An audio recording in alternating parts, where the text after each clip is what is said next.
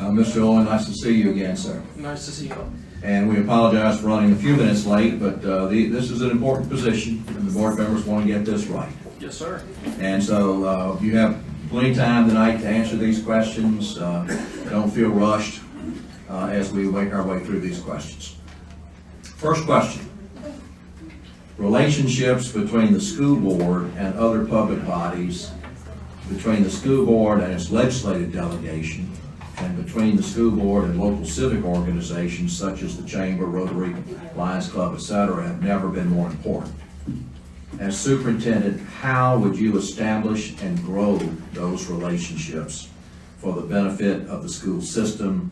And do you have any experience doing anything like that in any of the jobs that you've held to date? And if so, what did you do and what results were achieved? Well, I think firstly, as someone who's from out of town, you have to establish yourself as someone who's not a fly-by-night individual. You're going to be here for the long haul. And I think, so a lot of people are going to be watching. They're going to say, are you moving here? Are you buying a house? Are you putting your your children in school? So that's the first thing. I think the second thing is making those relationships with those folks. You know, some of the first calls need to be to the legislative body members and to the mayor and to the folks in the Chamber of Commerce, because make no mistake, a school superintendent is a political position, and that's not necessarily a bad word. It's just a fact of the matter, and you have to create those relationships because there's going to come a time where you're going to need things to get done, and these are the people who have the power, the ability, the motivation to get those things done. So, you know, you build those relationships, you create those meetings, you go to them, you show that you're willing, and you tell them what your vision is, what your passion is. And when people see that you're invested in Natchitoches and this isn't just some stepping stone on your career path, and they see that you love it as much as they do and that your family is here and that you're vested, then they'll open up to you. And I think, you know, we have to expand that to other parts of the community as well. It's not just those movers and shakers, it's those people who are just the everyday average Joe on the street who send their kids and their tax dollars to our schools, and we need to let them know that you are valued. You may not be a representative or a senator, but you are valued, and we want to hear what you have to say. And so I think in that first 90 days, something important to do is to let people get to know you. You know, have sessions where you might go into community centers, go into churches, or have people to the schools and say, you know, hey, my name's Grant Eloi. I'm your new superintendent, and this is my philosophy. But I want to know what you want out of this position, and I want to know what your concerns are. And I just think that's contagious. I think that you'll see that the movers and shakers, so to speak, in town will recognize that, appreciate that, respect that, because ultimately, whether you're the mayor or a senator or whatever, you love this town. There's a reason that you decided, to raise your children there. There's something almost spiritual about that. I mean, that's someone saying, this is the place that I want to mold my children, and that's sacred. And so when they see you express that same type of love and devotion, then I think a lot of things will come from that. As far as what I've done in the schools I've been in, we made a big push at Pineville High School to start to include partners, and whether that was the Royal Martins or in Pineville specifically, Clico. We wanted, especially because that came during the time of Jump Start, we wanted to let them know that, hey, we need a partnership. Unfortunately, what I saw a lot of, and I actually had phone calls with some of these folks, is it was constantly like, what can you give us? What can you give us? What can you give us? And I remember having a phone call with a very successful businessman, and I was calling him on behalf of my soccer team, and I said, you know, would you like to donate? And he said, you're the 15th person to call me this week about, you know, giving something. And so I ultimately think we have to let the businesses know that this is a partnership. I'm not going to Royal Martin just for a check. I'm not going to Clico just for a check. I'm doing this because this is an investment in your workforce's future. I talked to a gentleman in the audience earlier, and he expressed to me the issue that some of his employees aren't prepared for the workforce. And that's an indictment of our system if they come from us. So we have got to let them know that, yes, you may be writing a check or you may be volunteering, but ultimately this is going to be an improvement for you as well. And that's what we did at Pineville. And when we did it, these were people whose kids were in the school, so they saw their money going to work. And we were very transparent about it. We didn't just take their money and put it to the side and say, oh, this is what we're going to do what we're going to do. We said, hey, we need this because we want to create this program and we want you to be a part of it every step of the way. And too often I think there's not that transparency, and so people think that you've just taken their help and you've gone on to the next business. So we saw success through that. We started having monthly community breakfasts or sometimes lunch, and they'd come in and sometimes it was just there was no agenda necessarily. Sometimes it was just about, hey, we value you, we want to feed you, and we're doing this because maybe next month we need something from you. But it's all about saying it's not just the teachers and the students and the principals, and everyone who lives in this area has a vested interest in our schools being good. And that starts with the relationships. And if you build those positive relationships, then you're going to see dividends paid from those relationships. One follow-up, you did not specifically reference legislative delegation, but in any of your previous positions, have you had the opportunity to work with legislative delegation, and if you were selected as superintendent, how would you grow that relationship? Within special school district, because we are a state agency, we have a lot of dealings with Bessie Board and delegations. So I've been in numerous meetings with some of the delegations from Rapides Parish, and we've discussed things such as the Louisiana Special Ed Center transfer to LDH and things of that nature. I haven't necessarily been the lead on those things, but it's not something I'm uncomfortable with. I've spoken in front of Bessie, with all the Bessie members present and John White staring in my face, and that's not something I have any problem going toe-to-toe with those folks and asking what's best for Natchitoches Parish and being the lead advocate for the school system here. So to answer your question, it's not something I have a ton of experience with, but they put their pants on one leg at a time, and I think building those relationships, I think, intimidates some folks, but it's not something that I would have any problem with. Board members, any follow-ups to question number one? Okay, I'll go to question number two. Approximately 50% of the funding for public education in Natchitoches Parish comes from local revenues raised through tax measures approved by the voters. Please describe with as much detail as possible the process that you as superintendent would undertake to convince the voters of the parish to support renewals of existing taxes and, if necessary, to support propositions for new taxes that would benefit the students and employees of the public school system. And do you have any experience doing that? And if so, please describe that experience. Anytime you're going to the public, even people who are big supporters of whether it's maybe the sheriff's department or the school district, people kind of hesitate when you're asking for their money or you're asking for more money. I think less so obviously when it's a renewal, but still nonetheless, we're taking people's dollars. It may be for a positive thing, obviously schools being the case, but you have to honor that role. You have to prove that you can be a good steward of that money. And too often, I'm a state employee right now. And we all know all of the cliches that go along with that. And some of those are not fair and some of those are earned. And I think we have to be very aware of that. No matter how much everyone in this room knows that we need to pass this bond for whatever it may be, and no matter how logical and rational it is to us, we have to realize that there's a segment of the population who doesn't want that, doesn't want their money taken. And so first we have to build that equity in that relationship that says, hey, we're being good stewards currently with it. We're producing a good product. If you're not doing that, then I have no squabble with the person who says, I'm not giving you my money. If McDonald's gives me the wrong order every time, I'm going to stop giving them my money. And obviously that's a very micro situation, but in the sense of a school district, if everything that people know about Natchitoches Parish schools is not the most positive, then why are they going to do that? And I think we have to take a good hard look at ourselves and say, why are people saying that? You've got those people who are just going to say no matter what. I knew a teacher who voted against his own raise because he didn't want higher taxes.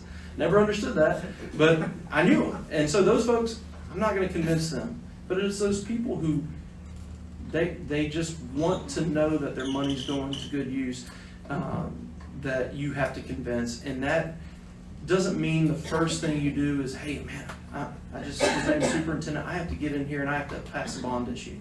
You've got to build some equity with these folks. They got to know that you're the real deal and that you're going to stay and that this is a long-term plan and it's not just fleecing them of their hard-earned money. I do have some experience in this. When I was at Pineville, we mobilized the entire faculty, staff, community to pass a bond issue to, initially it was just for a athletics facility that we were successful with. Eventually it became a bond issue for the entire Ward 9 district, and they were able to add on to an elementary school and do some things with our athletics and do some other things, and it was successful. But the reason it was successful is because they didn't jump in haphazardly. They did their research. They mobilized everyone from teachers, teachers' spouses. They went door to door. We did all those things. We worked the phones. We had the football players out in the jersey saying this is why we need this. There was a social media campaign. And they knew before it was voted on it was going to happen. And I very much have always had the philosophy that I'm not going to fight a battle that I can't win. And so I believe you only come to that bond issue when you know that the momentum is on your side. And sometimes that's not going to be the case, no matter what you do. Sometimes it's just not in the cards and you just have to make do with what you have. But I think during that time you're making do, you're still building that equity so people will eventually, when maybe the economy gets better or we're not dealing with a virus going around the country, things of that nature, people will be more willing to do some of those things. So I think even when you're not campaigning for that, you're campaigning for that. You're constantly, what image am I portraying to the folks? What am I saying that would make them willing to invest in our schools more so than they already are? Board members, any follow-up to number 2? What steps would you take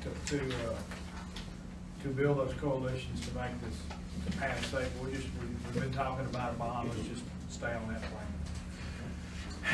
It does depend on what the bond issue is. So, I mean, if we're talking, something localized to that school, it's going to be very much in that area. But if I'm thinking parish-wide, I think your first thing you have to do is you have to get some of those people involved, whether they be mayors, sheriffs, different folks like that, who they are a lot of times they know maybe the heartbeat of the community. They have their finger on the pulse of it, so to speak. And you get those people and you say, what do you think about this? Do you tell them your vision and say why you believe this is a necessary thing and all that, but then listen to the people who are there. And I think a lot of times as people at this level, whether we be principals, superintendents, or CEOs of other organizations, you get to the point where you don't listen to those other folks. And I think that's very important, is to listen to those people who have experience at this. We have a mayor, we have senators, we have representatives who are old hat at this. That's what they do for a living. And typically school districts don't do this except, maybe every 5-10 years and things of that nature. And I also, think there's people in this community, whether it be, people who know how to market. I mean, we have a Chamber of Commerce here in Natchitoches that puts on a world-class display every year. They know how to market the city. So those are people you have conversations with and you say, hey, I know it's not a Christmas festival, but we need to pass a bond issue and we need to know who to talk to and how to get that across to those folks. And I think you have to, I always go back to the Moses doctrine. Moses, he didn't just get people to walk in the desert for 40 years for fun. He said, there's a promised land at the end of this. And so we have to be good at relating to people what our why is about why we need this money. And it needs to be more than just, we need a gym. That's the lowest thing on the totem pole. We need a gym. Well, you got a gym. But it leaks. That's not a good sales pitch. We need to tell them that, hey, if we do this, then we're gonna, we had 2 or 3 state championships for Natchitoches Central. We're gonna have 5 of them. And guess what? When we have state championships, that's positive stuff in the press, and inevitably that's gonna affect our academics because people are gonna be happy to be there. It's gonna, all these type things. Now, that pitch right there probably wasn't the best either. But there are people who know how to do that, and I think it's the key role of a superintendent is recognizing their own strengths, but also their weaknesses, and finding those people who can plug in the gaps where they have a weakness, and helping to facilitate those relationships that can make something as big and as intimidating as a bond issue successful. Any other follow-up? Okay, well then we'll move to number 3. Principals play an important part in the success of any school. As superintendent, what would you do or propose to do to help ensure that the school board here has the best and most successful principals available? And do you have any experience in recruitment or retention of principals? And if so, please explain that experience. Well, I want to start off with the retention portion. I do not have experience specifically with principals, but what I do have experience with is recruitment and retention of teachers and professionals at sites, school sites, that most often people kind of run from. I'm very proud of the fact that at our juvenile detention centers that I am over, and also Pinecrest Developmental Center, which for a time experienced some very violent individuals. Despite all of those troubles we had, things that we didn't necessarily have a lot of control over because we were a school in an agency, we maintained 98% teacher retention. And I thoroughly believe that people stay places because of the folks they work with. Not just their leader, although I do think the leader is very important, but the folks they work with. And what I've done at these sites that, again, you walk in, we're talking about a World War II era building, paint chipping off the walls and stuff like that, and it's just not what you think of as a school. And we have students who do things that don't make life easy on us, and it's a tough environment. But all those teachers at Pinecrest, they look forward to lunch during the day because we built a culture where we are a family. And that sounds cliche, but it's true. We have each other's backs, we care about each other, we laugh at each other's stories and jokes, and it's created an atmosphere where we actually retain people, but we actually have people coming to us, which, if I could take you back 5 years to where Pinecrest was, we could barely get people to interview. And now we have people who have heard, hey, that's not a bad place to work. And I think that's because of the teachers I have, but I think it's also because of the culture I've created. Now, what does that mean as far as being a superintendent and having principals? I can tell you, I've watched several schools who've gotten dynamic principals, or parishes that have gotten dynamic superintendents, and teachers will move, principals will move to work for those people. I've seen it time and time and again, and I've seen the opposite happen, where schools they're a great school, they have all the resources you would think they would need to succeed, they just have it all going for them, but they can't retain teachers. And that's because the culture, something just isn't there, and perhaps it's the leadership. So I thoroughly believe that principals are, teachers are affecting students directly, but principals are affecting more students directly and indirectly. So I think that you cannot minimize the importance of the principal, but I thoroughly believe that when people start hearing about the things going on in Natchitoches Parish, if y'all choose me, that we are going to attract folks. Because, you can throw money at people, and Lord knows some people will move for $5,000 extra. But I'm telling you right now, in my own experience, give me someone that respects me as an administrator, treats me with respect, cares about me as an individual, and within reason, I'll work for less for them. And not that I'm advocating for not paying people what they deserve, but there's certain things that are only within our control, and we know that. We can only work within our budget. So I think you can't underestimate how important it is for people to feel valued, and to feel respected as professionals. I think back to my second year as a teacher, and I had an assistant principal who, he wasn't flashy, he would not be the type to get in front of a lectern right here and say a bunch of fancy words or anything. He was just a good, solid guy, and it's meant so much to me that even 10 years later, I remember this, that he came up to me and he just said, "How's it going?" And he had about a 20-minute conversation out of his day, which at the time I thought he was the most important person in the building. And he took that time to have a conversation with me. And after that, I would have taken a bullet for the man, just because he showed that he gave a darn about me. And I think the higher up you get, the less you remember that. But even principals need a pat on the back. They even principals and professionals need to be told that you're doing a good job. So I would advocate wholeheartedly to pay our folks the best we can. But short of that, I think it's all about respect. And I think Louisiana is not a big place. These parishes surrounding us aren't big places. Word gets out. I have mixed feelings on that, because I've seen numerous parishes. Rapides is doing it. All the parishes of any size are doing it, where they have their basically their own little school for their principals to develop leadership, and I love that. I do.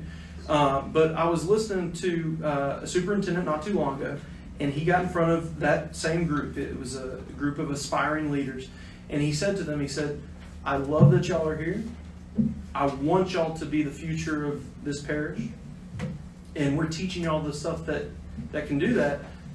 But at the same time, I'm going to put the best folks possible in that position." And it's not because Natchitoches teachers are better or worse or anything like that. It's about, because these are decisions about students. And it can't be the good old boy system that says, "Hey, you've been here 20 years, so it's your turn." It's got to be who's best there. Now, that being said, do people in Natchitoches have a step up on someone from outside? Of course they do. They know the community. They know the students. So those things, I really think, are on a case-by-case basis, because you might have someone from, I don't know, Rapides Parish or Bienville or wherever that's just, man, they're a superstar.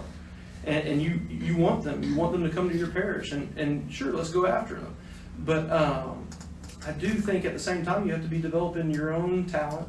And also, let's be honest, that's going to ruffle some feathers to bring people from outside. So when you do that, are you going to lose equity with your folks around here? And so I just think you have to be very careful about those decisions. And I've kind of given you the political answer of, yes, I do that, and no, I've given you both. We call that a legal answer.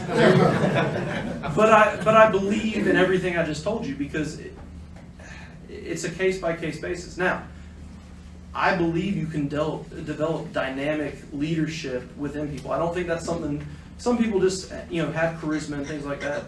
But if someone's passionate, you can work with passion. You can develop everything else if they have that base of just passion, care for their students, care for their faculty, and everything else can flow from that. Board members, any follow-up to number 3? Okay, we'll move ahead to number 4. That's going to be a real life question for you. Unfortunately, the life of a superintendent these days often involves the handling of difficult situations that have little to do with education. There's a hypothetical set of facts that I'll give you, and I want you to explain to the board how you would go about addressing this situation. And again, please be specific about what you would do as superintendent, and how you would address all aspects of the issue, including students, personnel, information, public, and board. Facts are, school board member calls you on Saturday morning to report that he or she's been contacted by a constituent claiming to have knowledge that her 16-year-old son has been romantically involved with one of his teachers. What do you do? The absolute first thing I do is I contact whatever jurisdiction this was in, if it's in the city, You can contact the city police. If it's in the parish, you're going to contact the sheriff's department. That's the first thing, because it doesn't matter if you're a superintendent, teacher, who you are a mandatory reporter. And that's the first thing. Second thing I believe you should do is I don't believe in text messaging or phone calls in serious situations like this. I think the board needs to be a part of it. So you call everyone up on their phone and say, hey, we need to meet at the boardroom as soon as possible. So that way they can see the seriousness of it. They can hear what is going on, because I don't know about y'all, but I've had too many conversations that get misconstrued via text.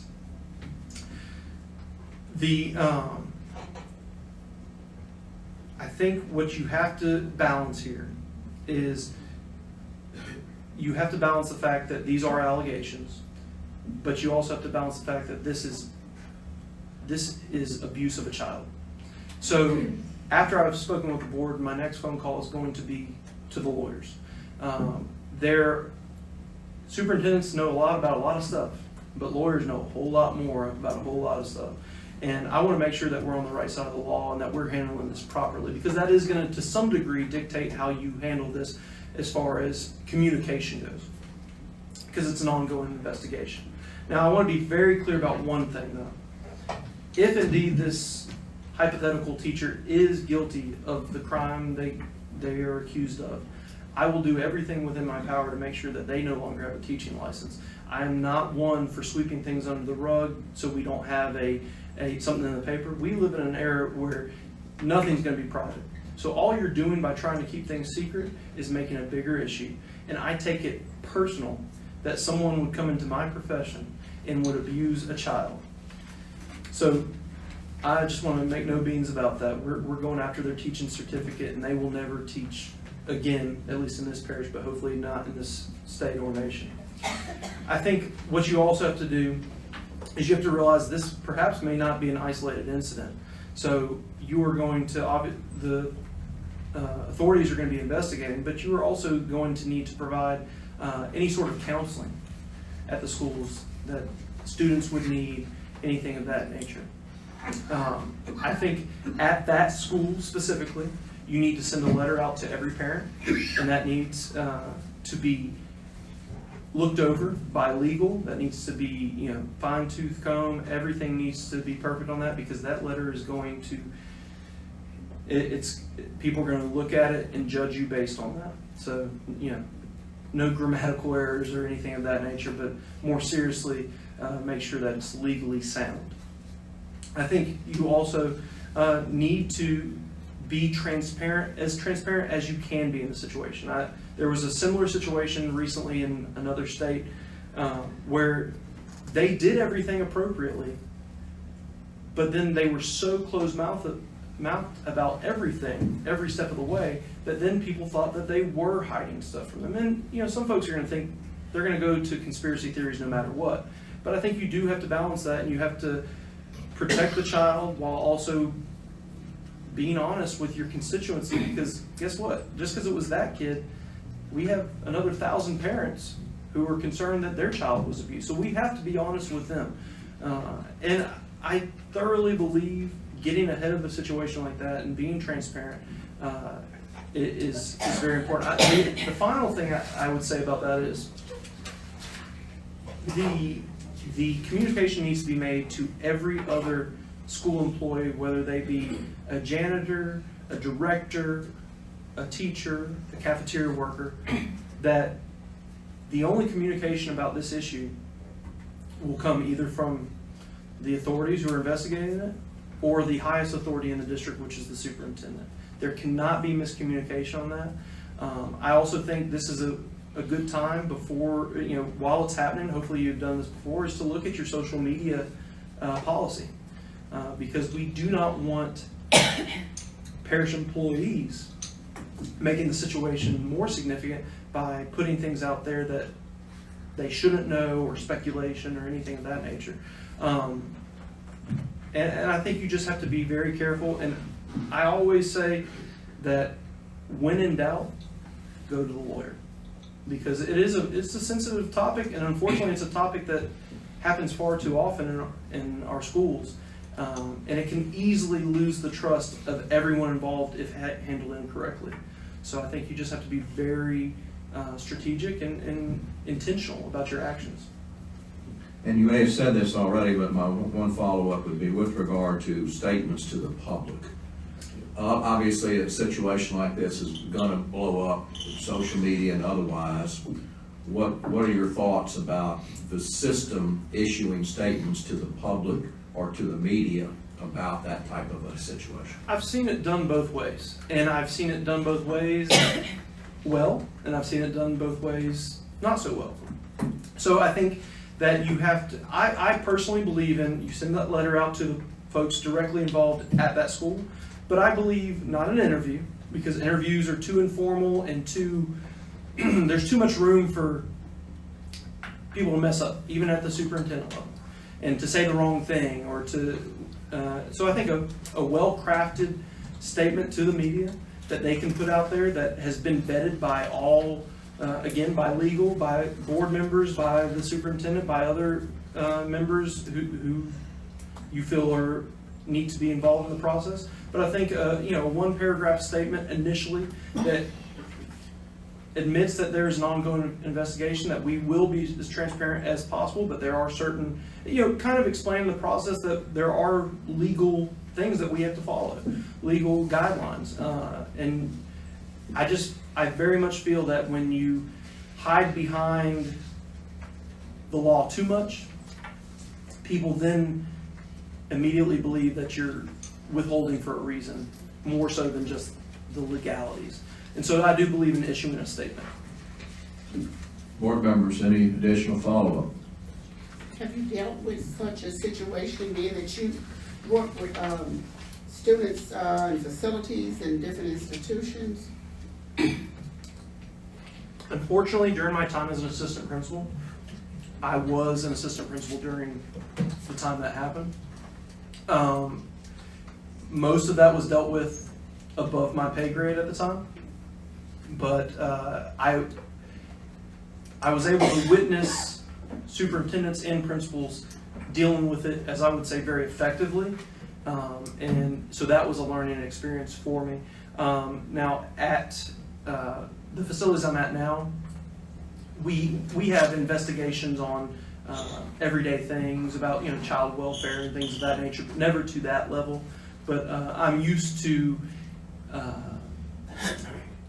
being able to let people know what they need to know, and let people and keeping what needs to be kept secret until it can be told to the general public. That's something I'm pretty adept at. Thank you. Any other follow-up? Well, you'd be happy to know we're at question number 5. And this is question, in all fairness, this question has been asked of each of the previous 4 applicants. So this is the carryover question from last night. If you were a board member, I'm asking you to turn the tables down. If you were a board member, upon what criteria would you evaluate the performance of the superintendent? And how would you rank those criteria? What do you feel should be included within the specific performance objectives for the superintendent of schools in Natchitoches Parish? I believe when evaluating anyone, whether it be a student, teacher, superintendent, something outside of the district, there's 2 words you have to stick with: fair but rigorous. These are our students we're talking about, so it may be my livelihood, or a superintendent candidate as a board member that I'm looking at, and it's their livelihood. So I want to be fair to them, but I also owe the students a whole lot, and so I have to be rigorous with that evaluation. When I say fair, I also mean that it has to be a discussion that is had at the onset of that relationship. Whenever I go into a classroom, we always tell the students, this is our objective, and this is how we're going to know if you met the objective. The same should be told by the board to the superintendent.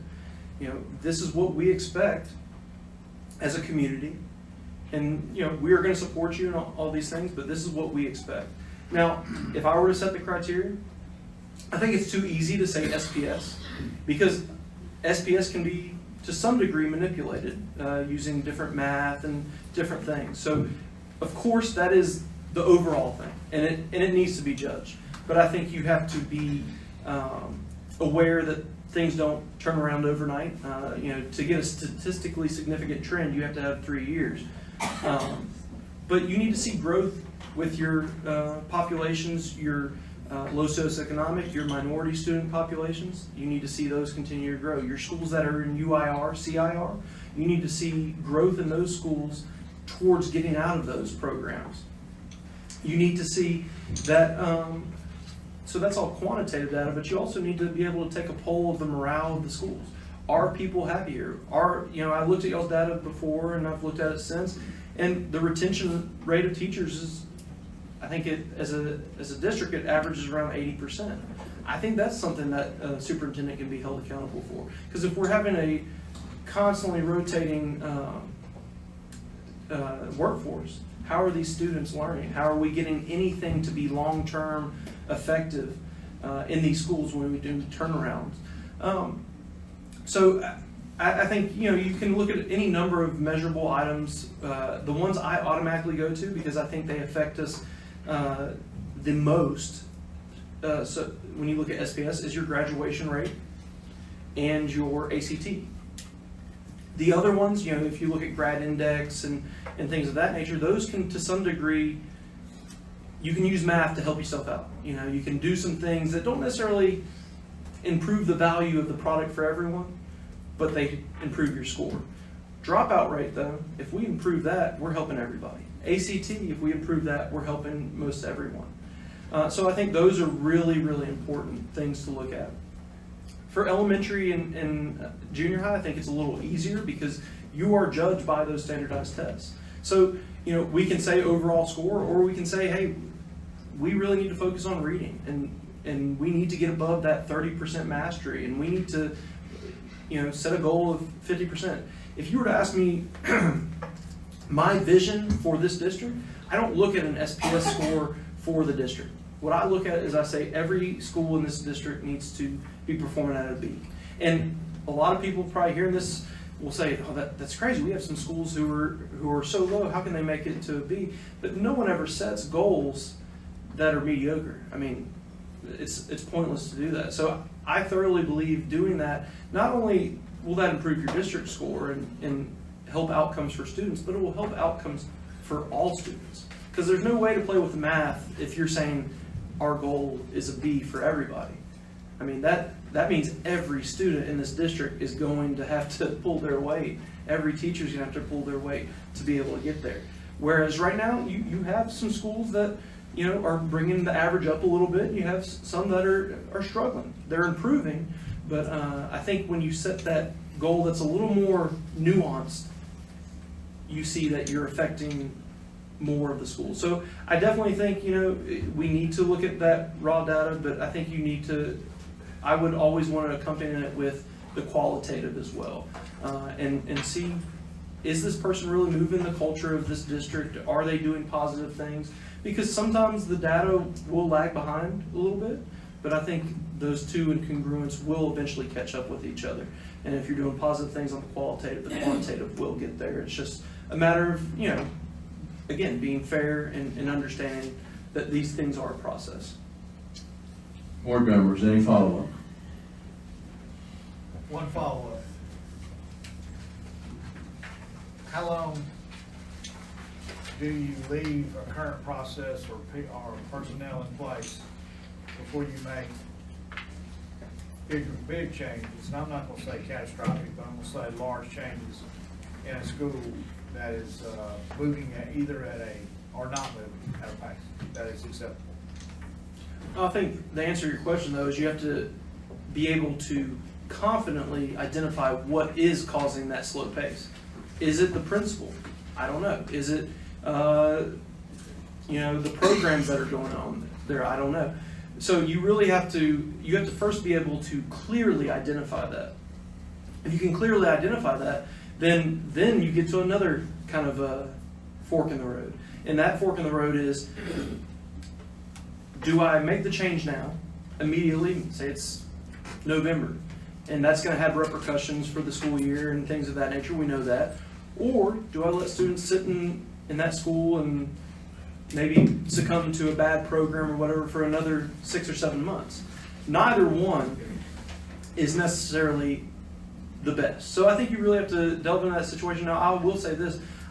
One of my biggest frustrations in my entire career has been the acceptance of the status quo just because people don't want to make waves.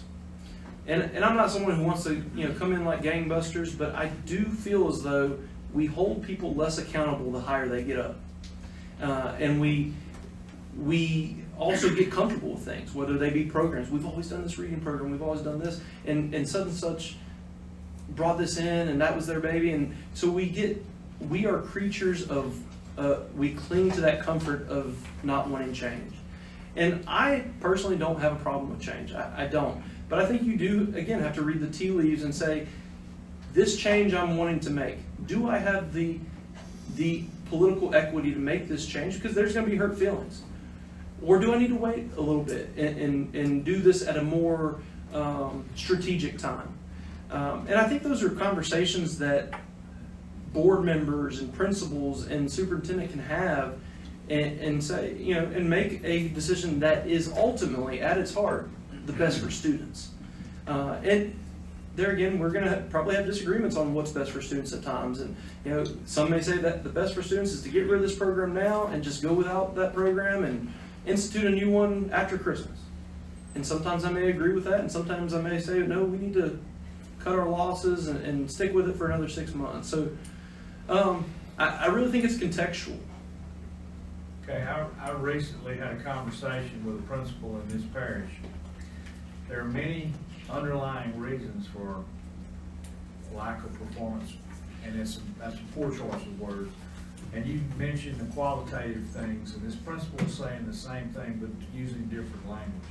So how do you get the qualitative to cross over into the quantitative scores? That's hard to, if I could put that in words the way I wanted, I'd probably have a book deal right now. But what I can tell you is, when I've done it, there wasn't a roadmap. So we talk about strategic plans and all that, and you check off boxes, and if you go around the state, every parish is doing the same strategic plan. We're going to do Eureka Map, or we're going to do illustrative, or we're going to do this PD, and it's all the same stuff. And guess what? We get the same results. So what I like to do is I like to get into a room with a bunch of passionate people, and you just throw out, there's no bad idea. And I thoroughly believe that a lot of times the problem with the qualitative becoming the quantitative is because a lot of people talk really well. They say the right things. And they say the right things to the right people. And, I always tell my wife, I say, I've never met a teacher who would admit to not liking kids. But I've met a lot of folks who don't like kids. And so I thoroughly believe that when someone's actions are matching their words, and that passion in the words is being shown in the fact that they're, doing all those things that we all have that teacher in mind who did those things. When their actions meet their words, I just honestly believe things happen. And you can look at people like Doug Reeves, who did I mentioned in my first interview, the 90-90-90 schools. 90% low socioeconomic, 90% minority students, and they're in the top 90th percentile. They're not waving a magic wand. They're just passionate individuals who are doing best practices and making things work. And I've seen it at Pinecrest Developmental Center. We're 100% Leap Connect. These are kids with 2.3 standard deviations and greater. My boss came to me 2 years ago when the big push was for Tier 1 curriculum, and she said, we're gonna do Tier 1 curriculum. And I kind of looked at her like she was crazy, and I said, yes, ma'am, because I'm going to do what my boss tells me to do, and I'm going to make the best of it. And I almost had tears in my eyes a year and a half later when I walked into a classroom. And I'm not saying that the end result for some of these kids changed, because many of their exceptionalities are life-altering beyond what we can provide them. But I walked into a classroom, and I'm telling you the truth when I tell you that there was a group of 6 students sitting with the teacher discussing Romeo and Juliet. They knew who Tybalt was, they knew who Mercutio was, and they were retaining some of that. And I was like, oh, when you have high expectations, it may take a while. And you can't always put dates on things. But that moment, I was like, it was the moment I realized that a growth mindset, when you truly believe all students can learn, and you're not just saying that as a nice little thing that you can put on your Instagram or something like that, or it's an inspirational quote on your wall, when you truly believe that and you're doing the things in the classroom to make it happen, I've seen it work. And I've seen it work in places that are in a lot more desperate need than Natchitoches Parish. So I guess I don't ever want to call anyone out and say that they're not doing what they're saying, but I just would always say, what more can you do? What more? Because, hey, we all know what we got into when we got in this profession, and it's difficult. It's heart-wrenching. It's, it'll drive you crazy, but I always believe there's more we can do, and I thoroughly believe when someone throws their hands up in the air and says, I can't do anything more, there's still something else they can do. I just thoroughly believe that. Any other follow-up? Mr. President, I think it's time for the executive session. Have a motion for executive session?